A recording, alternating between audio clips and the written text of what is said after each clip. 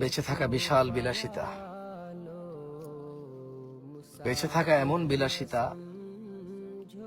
বেঁচে থাকা আল্লাহর এমন নিয়ামত যে মানুষ সুবহানাল্লাহ বললে আসমান আর জমিনের খালি জায়গাটা নেকিতে পরিপূর্ণ হয়। মানুষ আলহামদুলিল্লাহ বললে নেকির পাল্লা ভারী হয়ে যায়।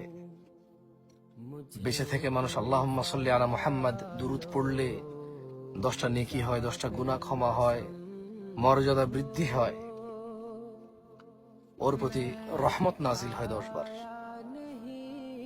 বেঁচে থাকলে ফজরের 2 রাকাত সুন্নত আদায় করলে দুনিয়া আর দুনিয়াতে যা আছে এর চেয়ে বেশি কিছু পাওয়া যায়।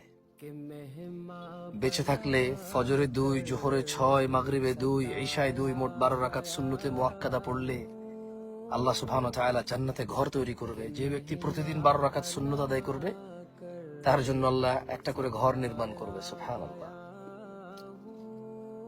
বেঁচে থাকলে সাদাকা করা যায়, বেঁচে থাকলে মানুষের উপকার করা যায়, বেঁচে থাকলে আল্লাহর প্রশংসা করা যায়, বেঁচে থাকলে লাউ বালাগাত যুনুবুকা আনানাস সামা, যদি মানুষের গুনাহ আসমানের মেঘমালা পর্যন্ত ছয়, সুম্মা ইস্তাগফারতানি, আল্লাহ বলছে তারপর যদি সে আমার কাছে মাপ চায়, গফারতু লাক, আমি তাকে ক্ষমা করব, ওয়ালা উবালি, কারো পরোয়া করব না।